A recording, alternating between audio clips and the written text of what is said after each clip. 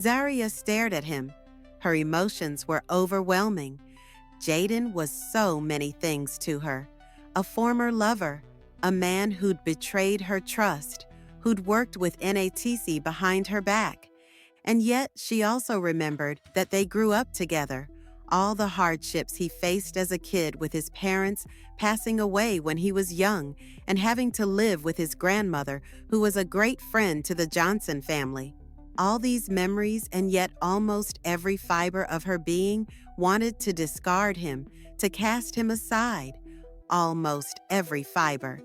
There was still a part of her that cared for him, and seeing him laying there battered and bleeding, she couldn't leave him lying there like that. They had so much history, and despite everything, Jaydon was still family in a complicated way.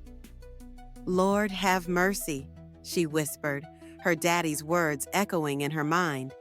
Sometimes the hardest choices weren't between right and wrong, but between two kinds of right. Zaria shed a tear. She could see her daddy's smile, warm and caring, in her mind's eye, assuring her that she was making the right decision. "Pixel," she commanded, watching her faithful droid snap to attention. "Prep the med bay and call Mama on a secured line. Tell her to get a hold of Mrs. Chen and to keep things on the low. Got it?" "Got it, boss lady," Pixel replied. "Raven, help me get him inside and let's close the garage. This is starting to get complicated," she continued. "Yeah," Raven replied quietly, he himself having to deal with his own feelings towards Jaydon.